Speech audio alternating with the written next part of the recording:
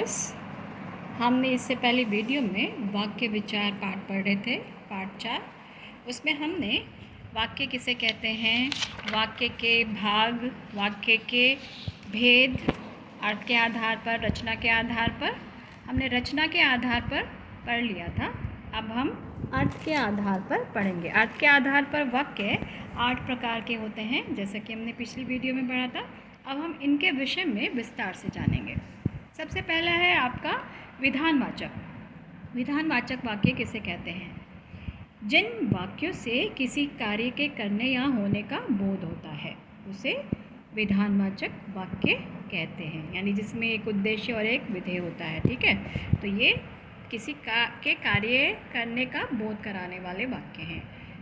उदाहरण देख लेते हैं। कुतुब मीनार दिल्ली में है। अतुल गेंद खेलता है। ठीक है, तो ये हमें किसी के कार्य करने या होने का बोध हो रहा है इन वाक्यों से। निषेधवाचक वाक्य, जैसे कि आप समझ रहे हैं, निषेध यानी नहीं, नहीं का सूचक जिसमें है, यानी नेगेटिव सेंटेंस। जिन वाक्यों से किसी कार्य के ना करने का या ना होने का बोध हो उन्हें निषेधवाचक वाक्य कहते हैं। यह फूल नहीं है, यह एक फूल नहीं है। हमने चाय नहीं पी है।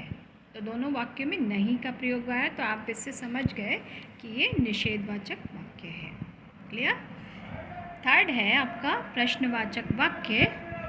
जिन वाक्यों से प्रश्न पूछे जाने का बोध हो उन्हें प्रश्नवाचक वाक्य कहते हैं। जैसे क्या, कहाँ, कैसे, ये शब्द जहाँ पर आए, आप किसी से प्रश्न पूछ रहे हैं तो वो प्रश्न सूचक वाक्य हो गया। जैसे आपके पिताजी कहाँ काम करते हैं, तो प्रश्न सूचक आगे चिन्ह, और कहाँ प्रश्न सूचक शब्द है।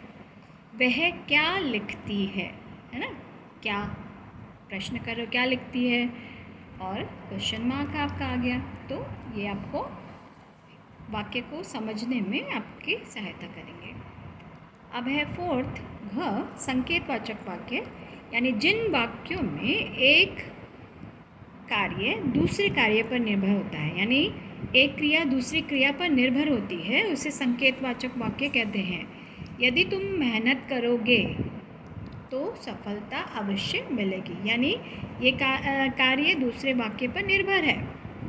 यदि तुम मेहनत करोगे, क्योंकि जब मेहनत करोगे तभी हमें सफलता मिलती है, तो एक कार्य दूसरे कार्य पर निर्भर है। जब तुम खाना खाओगे तो मैं भी खाऊंगा। Clear girls? संकेतवाचक वाक्य। अब है आपका आज्ञावाचक वाक्य। जिन वाक्यों से आज्ञा, आदेश या प्रार्थना का बोध हो उन्हें आज्ञावाचक वाक्य कहते हैं।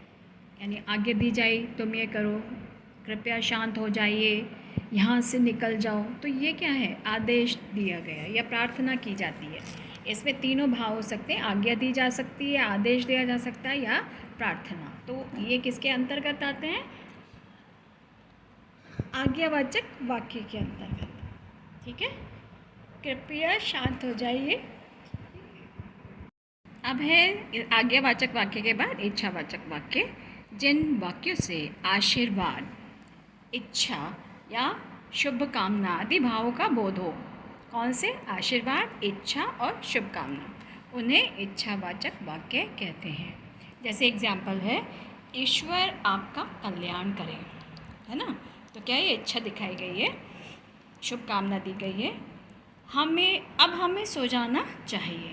ठीक है, तो इस तरह से ये वाक्य आपके इच्छावाचक वाक्य हुए। अब है संकेतवाचक। संकेतवाचक वाक्य किसे कहते हैं? जिन वाक्यों में किसी कार्य के होने या ना होने में संदेह या संभावना का बोध हो। ये हम कर रहे थे संदेहवाचक वाक्य। ठीक है, जिन वाक्यों में किसी कार्य के होने या ना होने में संदेह या संभावना का बोध हो उन्हें संदेहवाचक वाक्य कहते हैं।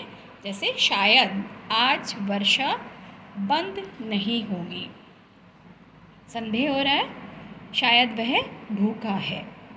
ठीक है, तो ये संदेह वाचक वाक्य था। विस्मयवाचक वाक्य, जिन वाक्यों से हर्ष, शोक, घृणा, आश्चर्य आदि भावों का बोध हो उन्हें विस्मयवाचक वाक्य कहते हैं। यानी जितने भी आपके भाव हैं, जैसे घृणा करना, गुस्सा करना, आश्चर्य प्रकट करना, तो इन भावों से जो वाक्य शुरू होते हैं वो आपके क्या कहलाते हैं? विस्मयवाचक। वह कितना सुंदर भवन है, यानी अनायास ही कोई सुंदर वस्तु को देखकर आपके मन से निकल जाता है, मुंह से निकल जाता है कि वह, ठीक है। फिर कोई अच्छा काम होता है तो शाबाश तुम जीत गए। तो इस तरह के जितने भी वाक्य होते हैं जिनमें आपके भावों का जिनसे बोध होता है वो विस्मयवाचक वाक्य कहलाते। ठीक है, आपने पढ़ा 8 जो थे अर्थ के आधार पर वाक्य, आशा है आपको समझ आ गया होगा। अब देख लेते हैं कि वाक्य परिवर्तन कैसे होते हैं। यानी सबसे पहले है रचना की दृष्टि से वाक्य परिवर्तन। महेश के पास एक काली गाय है, तो ये क्या है? सरल वाक्य। इसी को हमने किस में किया? संयुक्त वाक्य में। महेश के पास एक गाय है और वह काली है, तो यहाँ आपका समुच्चय बोधक शब्द का प्रयोग हो गया है। यानी दो वाक्य को जोड़ने के लिए समुच्चय बोधक का यहाँ पर प्रयोग किया गया है। फिर है उसी सरल वाक्य को हमें मिश्र वाक्य में बनाना है। महेश के पास जो गाय है वह काली है। तो आपने पढ़ा था मिश्र वाक्य में एक प्रधान उपवाक्य होता है और बाकी आश्रित वाक्य होते हैं। तो यहाँ पर ये आपका मिश्र वाक्य हो गया।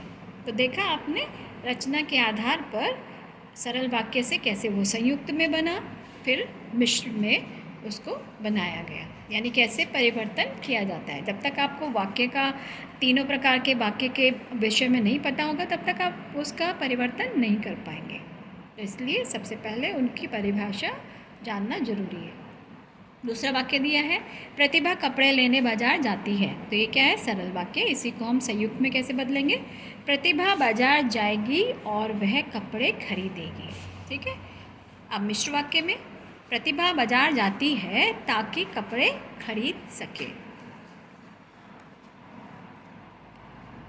एक चीज़ और है, जो मिश्र वाक्य है उसमें भी समुच्चय बोधक का प्रयोग होता है, लेकिन इसमें व्याधिकरण समुच्चय बोधक होते हैं, क्योंकि, ताकि, जो, जैसा।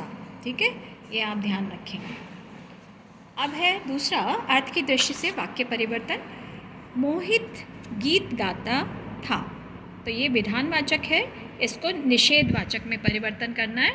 मोहित गीत नहीं गाता था, नहीं का प्रयोग हो गया है। आप प्रश्न सूचक कैसे बनाएंगे? क्या मोहित गीत गाता था? ठीक है। फिर इसको संकेतवाचक में कैसे परिवर्तन किया? यदि मोहित गीत गाता तो रूपेश भी गाता। तो एक कार्य दूसरे कार्य पर निर्भर हो गया।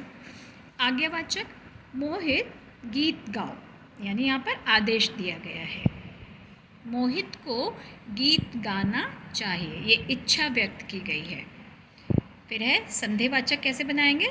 शायद मोहित गीत गाए। ठीक है। फिर है लास्ट विस्मयवाचक में, उसको कैसे परिवर्तन करेंगे? अरे मोहित गीत गाएगा। ठीक है।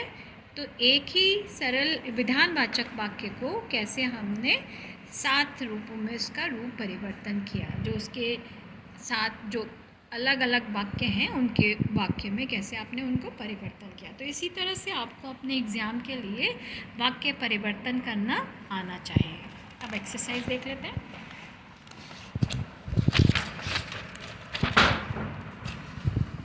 प्रश्न है, वाक्य किसे कहते हैं, इसके कितने भाग होते हैं? ये यहाँ पर भी है, सार संक्षेप में भी आपका शब्दों के सार्थक समूह को वाक्य कहते हैं। वाक्य के 2 भाग होते हैं, उद्देश्य और विधेय। ये आपका फर्स्ट पेज पर भी है। ठीक है, ये पूरा कंबाइन आ जाएगा आपको। दूसरा है प्रश्न, वाक्य के भेद किन किन आधारों पर किए जाते हैं? वाक्य के भेद 2 आधारों पर किए जाते हैं, रचना के आधार पर तथा अर्थ के आधार पर। क्लियर? फिर है रचना के आधार पर वाक्य कितने प्रकार के होते हैं? रचना के आधार पर वाक्य 3 प्रकार के होते हैं, सरल वाक्य, संयुक्त वाक्य, मिश्र वाक्य। ठीक है, कितने प्रकार के? 3 प्रकार के, सरल, संयुक्त और मिश्र। अर्थ के आधार पर वाक्य के कितने भेद होते हैं, उनके नाम बताइए। अर्थ के आधार पर वाक्य के 8 भेद होते हैं। विधानवाचक, निषेधवाचक, प्रश्नवाचक, संकेतवाचक, आज्ञावाचक, इच्छावाचक, संदेहवाचक और विस्मयवाचक।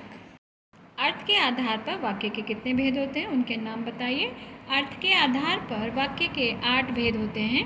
विधानवाचक, निषेधवाचक, प्रश्नवाचक, संकेतवाचक, आज्ञावाचक, इच्छावाचक, संदेहवाचक और विस्मयवाचक। ये 8 आपको लिखना है।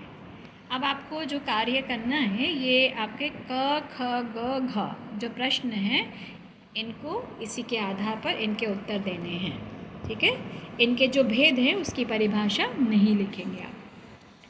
निम्नलिखित वाक्यों में उद्देश्य और विधेय अलग करके लिखना है। जो निम्न वाक्य हैं उनको उसका उद्देश्य और विधेय आपको अलग करके लिखना है। आइए अपनी बुक में ही आप सॉल्व करेंगे।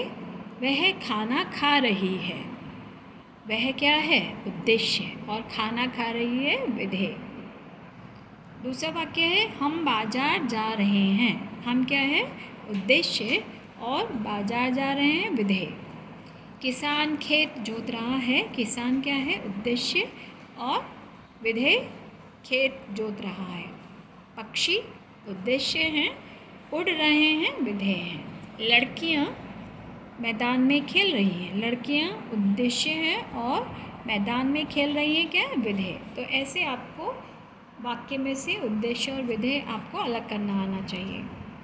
थर्ड एक्सरसाइज है उचित विकल्प चुनकर रिक्त स्थानों की पूर्ति कीजिए। शब्दों का सार्थक समूह कहलाता है क्या? वाक्य। वाक्य के भेद होते हैं, कितने भेद होते हैं? 2। रचना के आधार पर वाक्य के भेद होते हैं, कितने भेद होते हैं? 3। वह कितना सुंदर पक्षी है, यह एक कौन सा वाक्य हुआ? आपको पता है, यहाँ पर विस्मय आदि चिन्ह लगा है तो विस्मयवाचक हो गया वाक्य। ठीक है, तो ये दोनों एक्सरसाइज आपकी बुक में ही आप कर लेंगे। बाकी जो आपके 4 प्रश्न हैं वो आपकी ग्रामर की नोटबुक में करेंगे। जो नेक्स्ट एक्सरसाइज है, इसे आपको एक अपना ओन वाक्य लिखना होगा जो बुक में नहीं है, और उसके उद्देश्य और विधेय आपको छांट कर लिखना है। तो ये पूरी एक्सरसाइज आपको अपने आप करना है। This is your homework. इसी के साथ हम विराम लेते हैं। धन्यवाद।